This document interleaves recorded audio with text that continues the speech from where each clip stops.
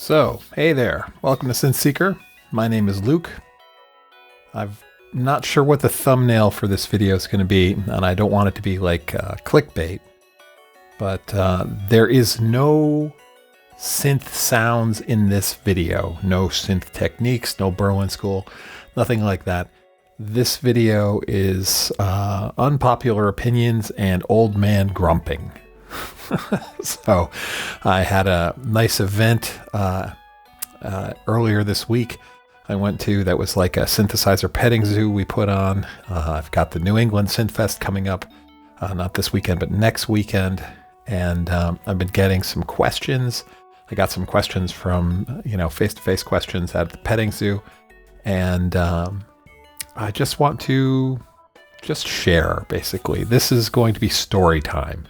So click away if you're not interested in Synth Seeker's opinions on things around synths and synth culture. Okay, that's what this is about. I just want to not complain. It's not necessarily old man yells at cloud, roar, get off my lawn. But I just want to express, and it's not like frequently asked questions because I don't get asked that many questions. I get, questions occasionally, right? But I I got a couple questions at the petting zoo that bugged me, and so I just want to rant for a bit. So consider this a rant. And so whatever. Let's see. I do have some notes here because I generally not all the videos are scripted, but this one, I was ranting to myself. I was walking the dog, and I was like, all right, what do I want to talk about? So I had a young guy come in to the petting zoo, and he was like, hey, I just bought my first MIDI controller, and I'm making music on my computer. Okay.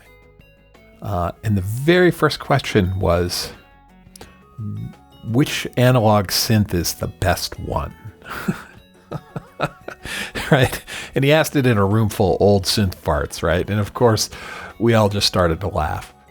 And so went on to explain analog to, digital, that whole thing. So some of these questions may feel holy war-ish, but let's just give you the Synth Seeker view on this. This is Luke's opinion, right? Analog versus digital. I don't care. At the end of the day, everything's analog because it's got to vibrate air to get to your ear, right? As far as the sound generation is concerned, you can get as pedantic as you want. Like how detail-oriented do you want to be? I have in my collection about half digital and half analog. And then a bunch of those, and I should clarify. So I've got about a third digital, a third pure analog, and a third hybrid. All right. So, digital oscillator, analog signal path, digital effects on the end. It's a very common pattern, right? But what do I care about analog versus digital? Does analog sound better? No. Does analog sound different? All synths sound different. I have, how many synths do I have? I think, nearly 20 synths in my collection. And some people have way more than that. Some people have way less, whatever. Big, small. I mean, the smallest synth I have is a Monotron. And they all sound different, all right? Regardless of whether they're analog or digital. Some of them are really old. I've got some very old digital synths. I've got new digital synths. I've got some relatively old. I've got some very old analog synths, reissues. I don't own any vintage because I don't like to repair things. I'm not an EE. I'm not good at that. But analog versus digital is a stupid question. Okay, that's my opinion on that one. Okay, find a synth that you like the way it sounds, and then manipulate it however you want to get it to where you want to be. All right. So analog versus digital is a stupid question. Stop asking it. And that folds right over into hardware versus software, right? I've played DAWless. I've played DAW full. I've done hybrid. This is my opinion. I like to touch the knobs on my synths. I like to play a thing. But that's playing. When I write music, I want to save the state of what I'm doing by going Command S, done, right? I don't want to have to screw around with making sure that the synth, if it stores presets, the preset is up to date. Or that if some synths, unfortunately, when they load their presets, apparently they don't always load them correctly. It depends on the synth. Firmware updates can fix this, etc., whatever. At the end of the day, for me, the best workflow is the one where I can save state as fast as I can, meaning everything, all the settings on every piece of synth-like gear I'm using, hardware or software, is stored in the project, right? Or is stored in the synth, and the project can magically load it onto the synth by loading a preset or something like that. And then when I want to come back to that project, I load the project and there's my stuff. That's what I want when I'm making music. But when I want to, and because of that, I use a lot of things in the box, and I'm fine with that. I have a control surface that gives me tactile behavior on those software synthesizers, those virtual synthesizers, and I use those same tactile control surfaces on my controller to remotely control my synths. I generally don't play the synths when I'm making music, right?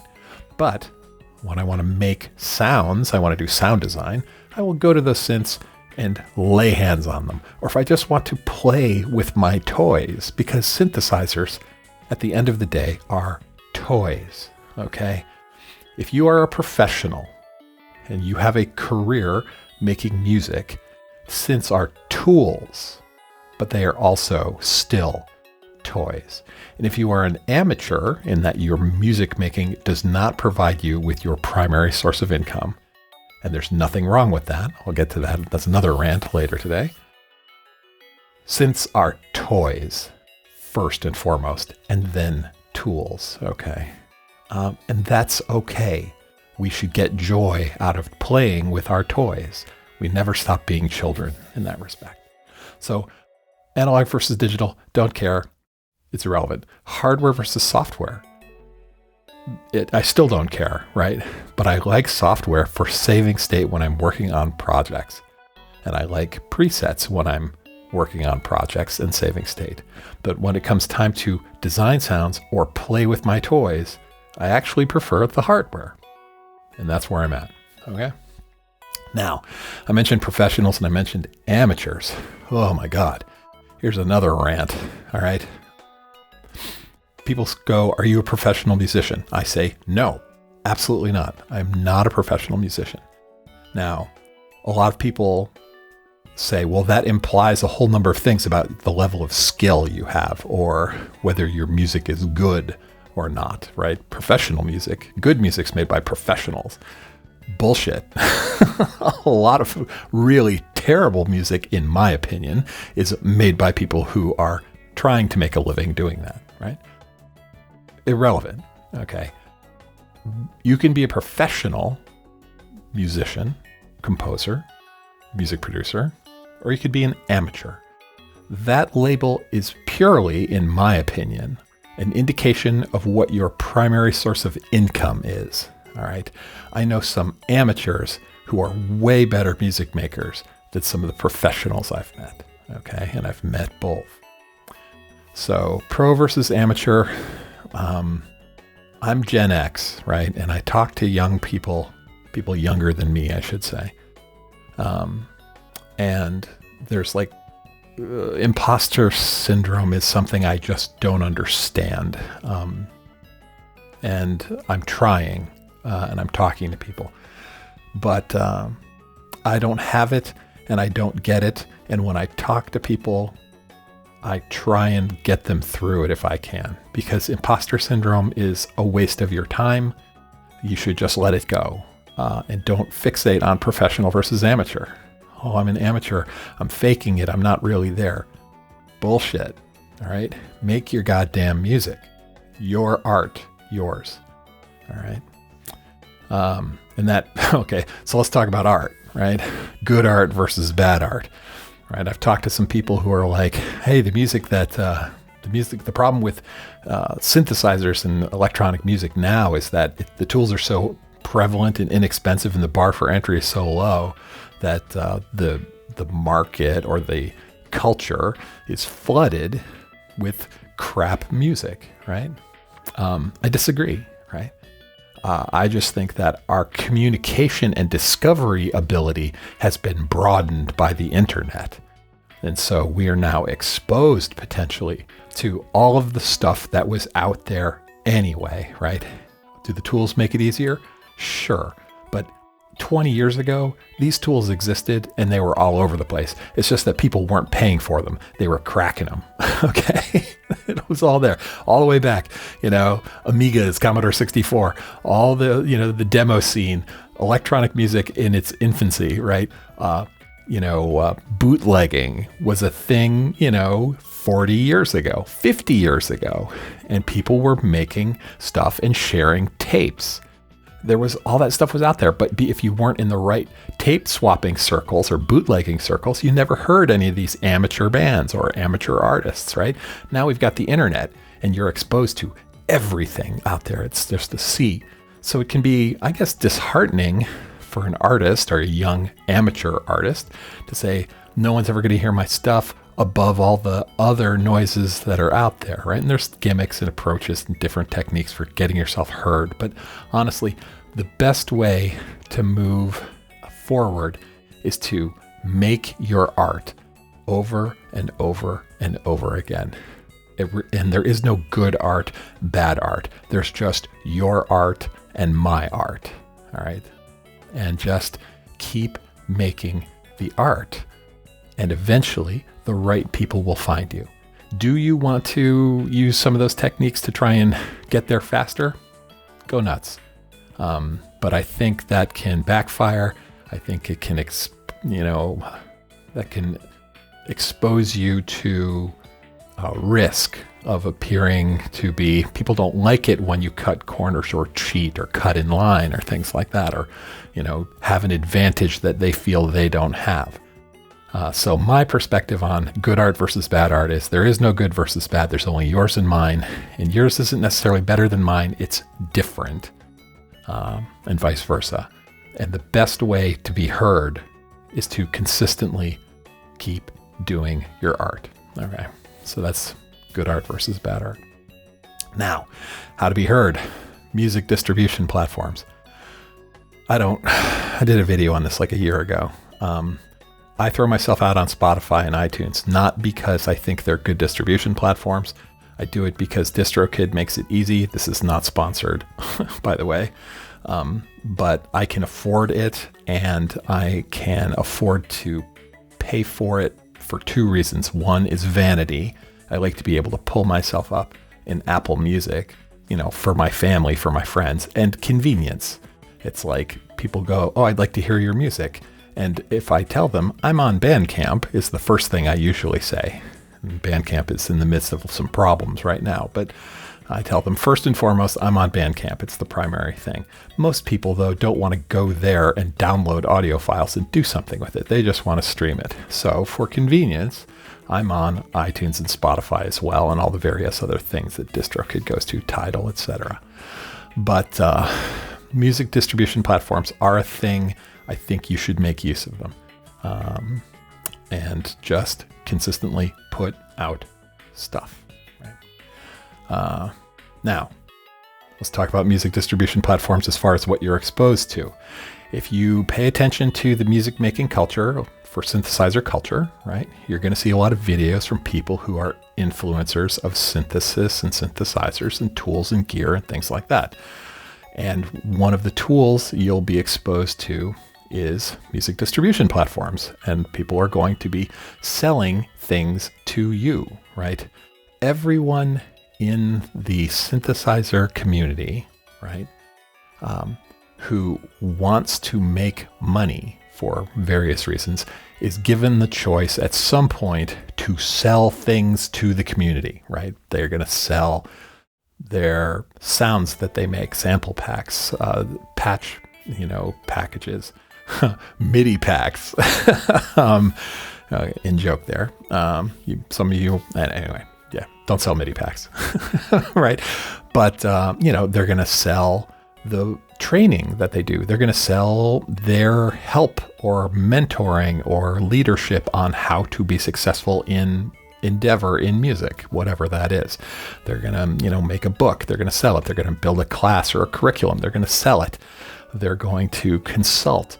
In any large community where there is creative effort, there's people who are being a creative is hard. You're going to struggle to make your art. And whenever there's that struggle, there's always people who will sell you tips and tricks. They'll sell you a faster way. They'll sell you whatever. And so everyone's selling something. And that includes people who want to sell you an opinion, right? They'll say, here's my review of product X. Here's what I think. And there are people who don't like that. They call them shills. And there are people who don't give a damn, right? Whatever. Personally, I don't give a damn. If someone's going to, sell whatever, they're going to influence people to try and buy. They want to be a part of this marketing machine. I don't care. Fine, go for it. They want to make a living doing this. They want to be a professional, salesperson, a professional influencer. There's nothing wrong with that, right? Everyone has a right to, make an honest living as long as it's honest. Now, there's some questions around whether certain selling tactics are misleading. It's a gray area. Now, what's my opinion on it? I just am pretty skeptical, right? If I see a video or a person, at a convention and they're telling me about a great thing, and they're like, and here's some affiliate links, and here's a coupon code, here's a piece of paper with a code with my name on it at the end of the URL for the company that makes this thing I'm using. My skepticism sort of kicks in and goes, okay, you're selling to me. I respect you and I understand what you're doing and I accept that you're selling something to me or trying to. I don't think less of you for it, and I'm not going to necessarily complain about it. I will mock you ever so slightly if you say that the thing is a game changer or is going to take me to the next level or is a cheat code, okay? Because those are memes in the community and they're funny. Please don't use those phrases. But as far as like selling, be it influence or product, I recognize it and I accept it. I don't hate you for it. So, and that's that. Okay. All right. So where were we rolling from this music distribution platforms? Everybody selling the community. Yeah. Tribal behavior. Okay. So this sort of dovetails into that. We've got some tribes in the community, right? Tribes around all sorts of things. And this is true of human nature. Humans are tribal creatures. We've got the, if we go outside the synthesizer space, we've got the Mac tribe and the PC tribe, right? We've got the men tribe and the women tribe. We have the political tribes, right? But to keep it in the synth zone, right? We've got tribes around, I like this piece of software, you like that piece of software. I like hardware, I like software. I like analog, I like digital. Okay. The thing I want to point out is try to recognize, or at least I try to recognize, when I myself am having a tribal reaction to something, right? I'm an Ableton user. I like Ableton. I have used other DAWs. But as an example, I have not used Bitwig. And I'm invested in Ableton. And I have friends who are like Bitwig fans and they're experts and they really know it. And so we'll have discussions sometimes where it's like, we'll Bitwig does this and Ableton does this, and they're two separate ways to do the similar thing. Fine. Or they'll say, this is something that our tribe can do something that your tribe can't do, right? And people, when you have a tribal reaction, you get defensive about that stuff, right? And so I try and catch myself before that tribal nature kicks in. And I encourage you to do the same thing. Recognize tribal behavior and elevate yourself out of whatever the small sub-tribe that you're about to have a fight about or an argument or be defensive about or start typing that comment. Instead, come up and put everybody in the same tribe. We're all in a common tribe, which is the tribe of humanity. But before I get too touchy-feely, let's keep it down in the synth zone. We're all in the synthesizer tribe, right? We like synths, regardless of hardware, software, analog, digital. We're the synth tribe, okay? And yes, I know the holding company for Behringer is like Music Tribe or something like that. That's not what I'm talking about, okay? We are all in the synthesizer tribe. Remind ourselves of that when we start to have these very specific tribal behaviors, these little places where we start to fight each other. There's no value to winning a fight between tribes. The only way to succeed is to put us all together as a tribe and achieve something useful. Contribute your art to the entire tribe. Here's the music I made, right? Here's a tutorial I made that can teach you how to do some music, right? That is a benefit to the tribe of synthesizer fans. Be that tribe, okay? Try and avoid some of the other ones. So I've got to think about tribal attitude. In that same vein, due to the internet, I don't like outrage, right? There are people who are always raging about something. And a lot of times it's valid, right? This group, a tribe, was oppressed, right? Or this group was stolen from, or, made to feel less than, or put in a position where they are limited in their options. These are bad things, right? These are things that should drive some outrage, right?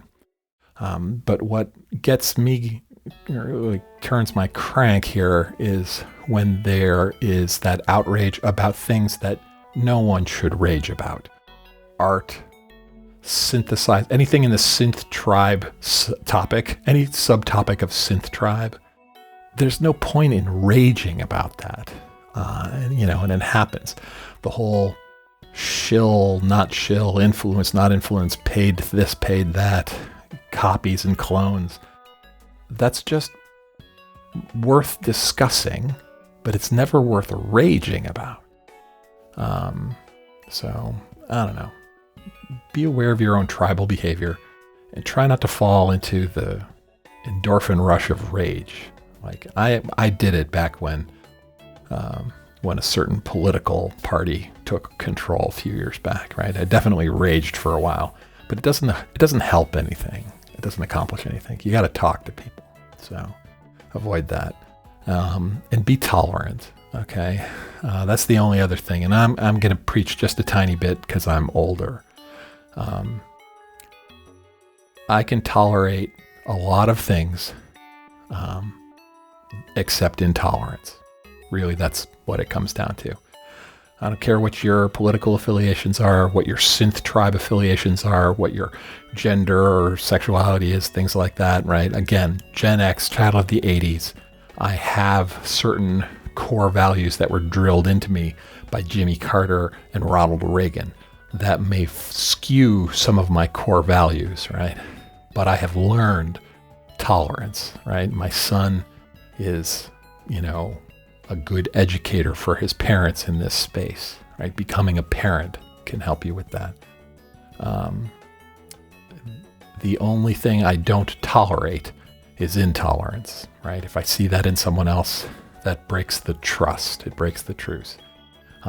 My answer to things that people are upset about when they're like raging about some injustice, right? I may seem passive in my acceptance of that injustice. Well, it's not acceptance. I do two things to deal with that. I vote and I spend money. All right.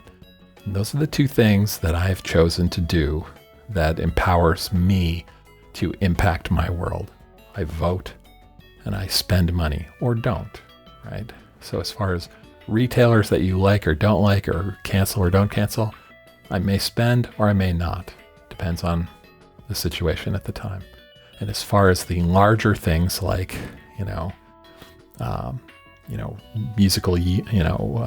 musicians unions or musician tech worker unions, things like that, I vote, all right? And I vote for what I feel is right in any given situation. So, and I generally try and tolerate everyone, but I don't tolerate intolerance. So this gets a little heavy. I'm sort of out of this synth space, but I don't know. It's just been bugging me. And I thought I would share that with you guys. All right. So at the end of the day, a lot of the tribal things, analog, digital, hardware, software, right? Pro, amateur, what is art? It's irrelevant, all right? Make your art. Go forward. Don't worry about other people. Imposter syndrome, try and let go, okay? You can't control it. You can't control what other people think of you. All you can do is do your thing, and their hearts and minds will change, if they change. So make your art. It doesn't matter what tools you use. It doesn't matter what shape those tools take. It doesn't matter if you do it for a living or if you are a total amateur. It's okay. All art is good art, right? And that's about it. So thanks for listening to me rant. I promise I won't do this more than say like once a year. Okay, so here's the rant for 2023. And that's about it. Thanks. This has been Synth Seeker. Have a great day.